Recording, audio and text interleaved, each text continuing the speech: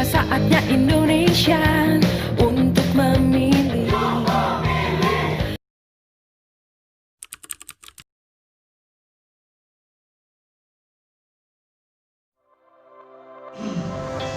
Ada yang berbeda antara pemilihan serentak lanjutan 2020 dengan pemilihan serentak tahun 2018 yang terakhir, kemudian 2017 sebelumnya, dan juga 2015. Yang sama adalah keserentakannya. Jadi kita saat ini ada 270 daerah se-Indonesia akan melakukan pemungutan suara yang sama atau serentak. Kemudian tahapan-tahapan itu dilakukan secara serentak dan itu mirip proses penyelenggaraan pemilihannya dengan tahun 2018, 2017, dan 2015. Tetapi ada yang berbeda.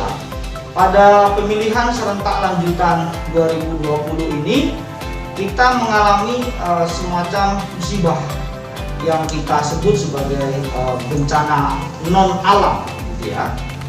Nah, bencana non alam itu kerap kita ketahui dengan COVID-19 atau Coronavirus 2019. Nah, karena adanya bencana non alam COVID-2019 itu, maka pemilihan serentak yang mestinya dilaksanakan pada 23 September 2020 untuk melakukan pencoblosannya itu ditunda. Dan penundaan dilakukan melalui Perpu yang diterbitkan oleh pemerintah Republik Indonesia, yaitu Perpu nomor 2 tahun 2020 yang diundangkan menjadi Undang-Undang nomor 6 tahun 2020. Di antara isi undang-undang itu adalah pemilihan serentak dilanjutkan pada 2020 tapi di bulan Desember. Sementara tahapannya kemarin itu sempat kita tunda, yaitu di sekitar bulan April, lalu dilanjutkan tahapan yang ditunda tersebut pada bulan Juni pertengahan 2020, dan sampai saat ini tahapan itu senantiasa berjalan hingga nanti 9 Desember 2020 kita akan melakukan pencoblosan. Nah, karena kita akan melaksanakan pemilihan di tengah situasi pandemi COVID-19, maka tahapan-tahapan yang akan dilaksanakan itu pun harus mengadaptasi protokol kesehatan, bagaimana caranya agar mencegah tidak terjadinya penularan virus corona 2019. Nah, apa saja yang berubah? Misalnya nih ya, kampanye.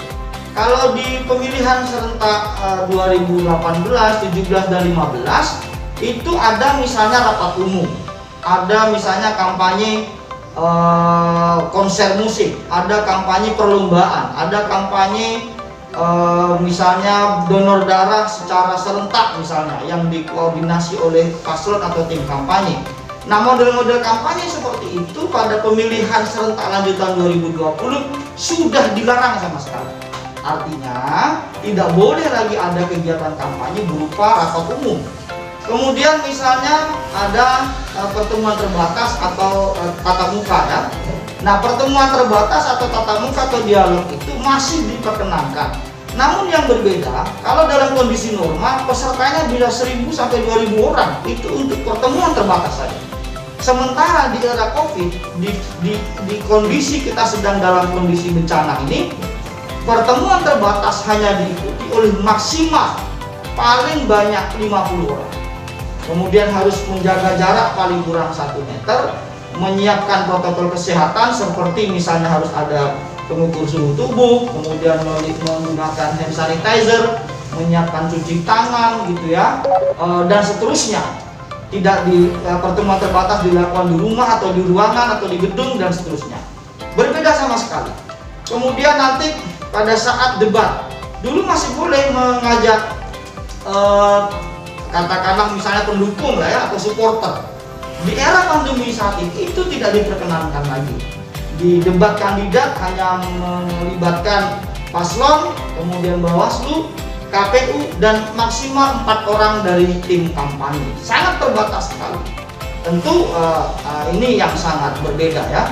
Kemudian yang paling berasa nanti adalah di hari H 9 Desember 2020 itu model pemungutan suaranya itu sama sekali berbeda. Kita pakai masker, wajib nih, kemudian wajib pakai sarung tangan, kemudian mencoblosnya itu juga harus pakai sarung tangan, kemudian tintanya itu tidak lagi jari-jari kita tuh mencelupkan dalam wadah yang disiapkan, tapi sekarang sudah diubah menjadi diteteskan. Kemudian harus dicek suhu tubuh sebelum masuk, harus cuci tangan dulu sebelum masuk ke TPS. Dan kalau seandainya 37 derajat Celcius di atas itu kondisi tubuh, suhu tubuh kita, maka dia diberikan semacam tempat khusus, yaitu TPS khusus. Jadi ada TPS khusus, ada TPS yang normal, itu kira-kira ya. Nah, yang normal itu syaratnya adalah 37 suhu tubuhnya, lalu kita baru diperkenankan masuk. Kemudian membawa alat tulis sendiri, jaga jarak 1 meter lebih kurang ya, antara satu pemilih dengan pemilih lain, posisi KPPS dengan KPPS lain juga harus menjaga jarak, termasuk Bawaslu. Nah, situasi itu yang berubah gitu ya. Nah, semua itu diperlakukan tak lain dan tak bukan agar antara penegakan kedaulatan rakyat di satu sisi dan di satu sisi juga menegakkan keselamatan rakyat bisa berjalan dengan beriringan.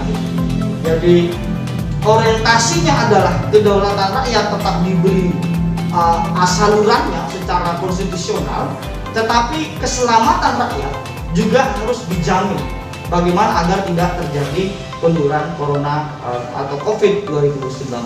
Saya kira itu perbedaan-perbedaan yang terjadi antara pemilihan serentak lanjutan 2020 dengan pemilihan periode sebelum-sebelumnya.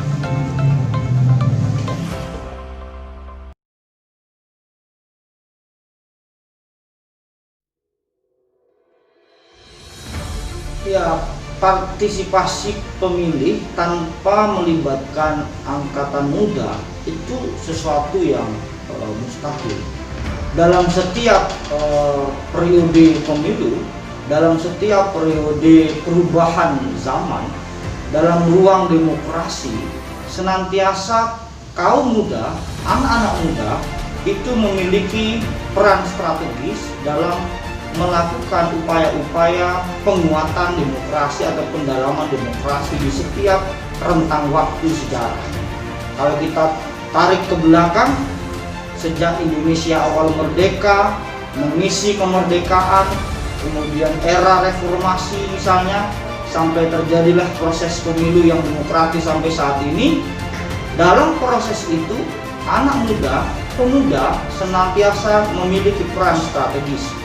Kalau kita baca dalam pemilu 2019 kemarin, ada 40% lebih pemilih milenial.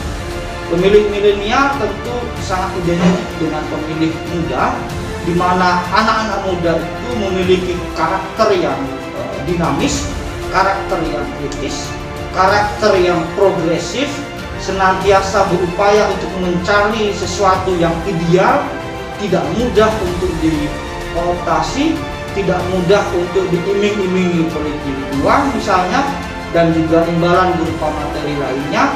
Dan kondisi yang seperti itulah, kriteria-kriteria seperti itulah yang kemudian diharapkan mengisi ruang waktu demokrasi baik di level nasional maupun di level lokal, tak terkecuali pemilihan serentak lanjutan 2020 di Kabupaten Rokan Hilir ini.